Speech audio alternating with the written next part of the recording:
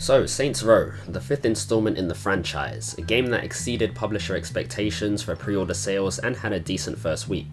But upon the second, sales dropped a whopping 80% with reviews suggesting the mediocre to boring story, poor gameplay mechanics, bugs, dated graphics, and overall lackluster sales caused its downfall, posing it as one of the worst games of 2022. The game went on sale relatively quickly, and around Christmas time of last year, I managed to get my hands on it for around £20 or so. Now, I'm not a heavy Saints Row fan. In fact, the only other Saints Row I've played was 4 back on the PC, but I can still see and understand the frustration people have with this current title.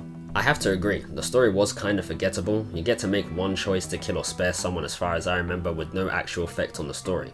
It's the same outcome. It got to a point where I was multitasking, playing it and watching some YouTube or anime in the background because I wasn't that invested.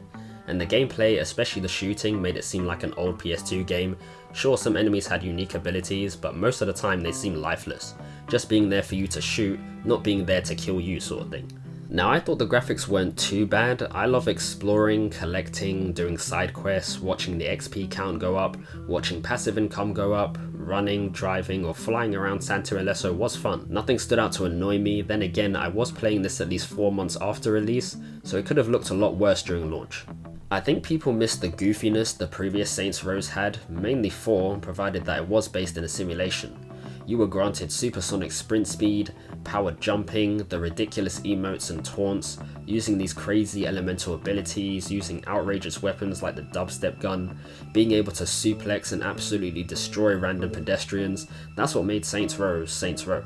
But in this one, it seems like everything is toned down, it's more boots on the ground, and some would say the gameplay is similar to that of the older Saints Row titles.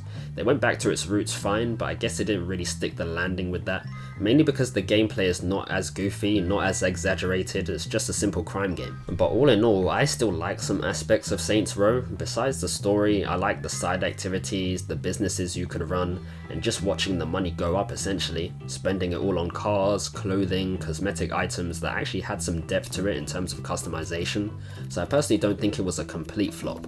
They ended up fixing most things, but I guess it was a case of too little, too late. Besides that though, Saints Row did push out 2 new updates in May and July, the Heist and the Hazardous, and the Doc Ketchum's Murder Circus.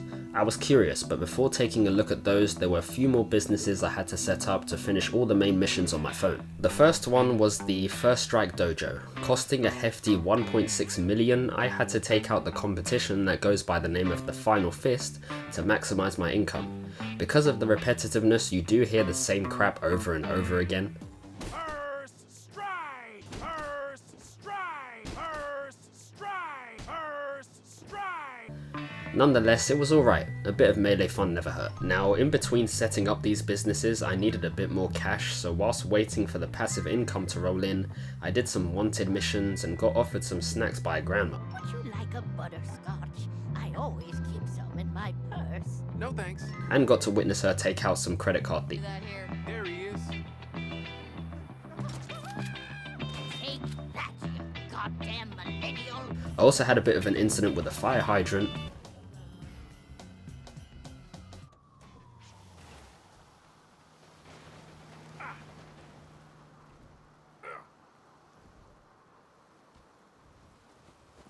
I know what's wrong with it. Ain't got no gas in it. Cleared some territory to increase revenue, then moved on to the next business, the fashion brand Planet Saints. This one's kinda similar to the toxic waste business. Basically, because our product is stuck out at sea for another 3 weeks, we have to use another brand's products by stealing their vans around the city. I hate these because not only did I have to do this 10 times, these vans will do everything in their power to get themselves stuck and blow up. Not to mention the trickiness of shooting the driver out of the van whilst it's moving, then watching it spiral out of control. And later down the line, the cops will be chasing you, which is fun. And a quick side note, I also forgot to finish the Castle Kraken storyline, basically a roleplay set in medieval times, which I actually found to be quite humorous. A min-maxing knave? Never.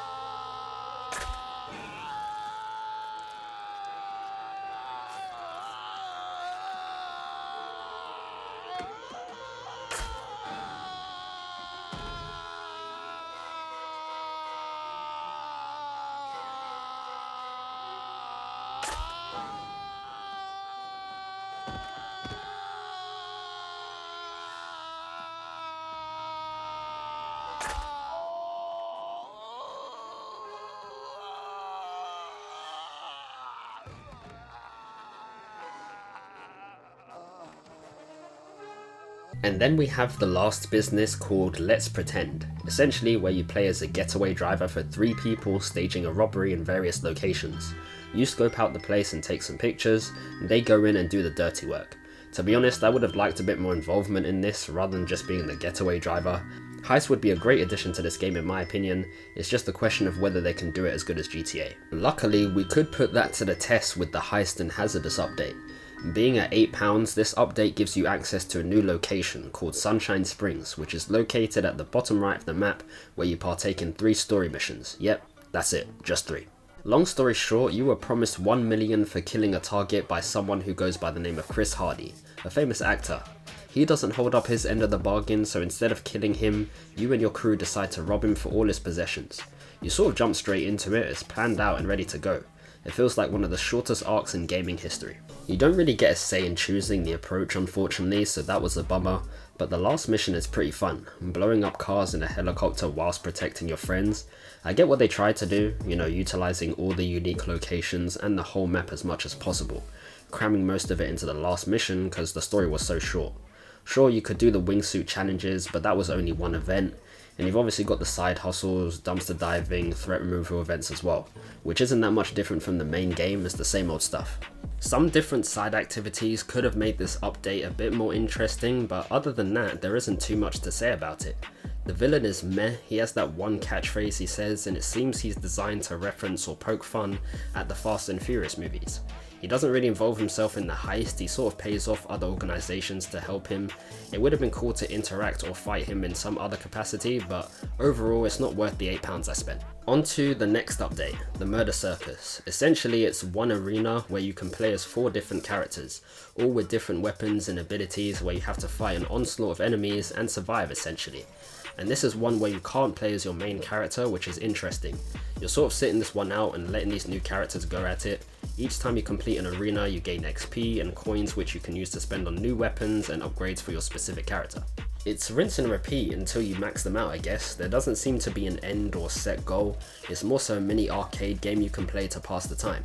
Hence why the game mode was placed on your phone, it was probably done that way to symbolize that. Pretty standard repetitive mode, just kill enemies. But I will say, compared to the Heist and Hazardous, there is much more to do in this one. I'd say the Heist update took me around 30 minutes to beat, and that's with me being slow, so definitely can be done faster. Whereas compared to the Murder Circus, each match can take up to 15 minutes to beat. So you can definitely spend a good few hours in this game mode at least, that's if you want to max out your characters. So all in all, I personally think these updates aren't the best. One is way too short, I wish we got more of a story with that. The other you can get a bit more out of and I may grind it a bit, but I can imagine it'll get very boring for some, even if you are trying new characters with every run. Typically, DLCs can last up to 3 hours, and that's not to say this one should, but I guess since Saints Row is releasing multiple within a short period, playing them all at once may make it feel like the average DLC, because right now it doesn't feel like that. Now there is one more expansion coming out in August with a new district, story missions and features, so it sounds hopeful. It could contain a bit more content than the first 2, but what I would suggest to those of you who still have an interest in Saints Row, wait until all 3 of these go on sale and get them, or wait to see if they have a bundle at a discounted price. Personally, they're not worth the £8, I can see the Murder Circus being a bit more acceptable because there is some replay value there, but the Heist one is just too short, and with no mission replay option or ability to choose your own approach for the Heist, there isn't much value in it, so definitely do not buy it on its own, I'd say wait for a sale. Who knows, this game may end up being free on the PlayStation Store at some point. Nonetheless, it's nice to see the developers haven't abandoned Saints Row. Given the heavy backlash and it getting ripped into by reviewers, they still decided to push out some extra content. I guess it just depends on how long they choose to update it for, we'll see. But that's it from me. For those of you who have played, what did you guys think of Saints Row? Did you like it? What problems did you have with it? Have you tried any of the updates? Let me know in the comments below. It's been Dre, take care and see you next time.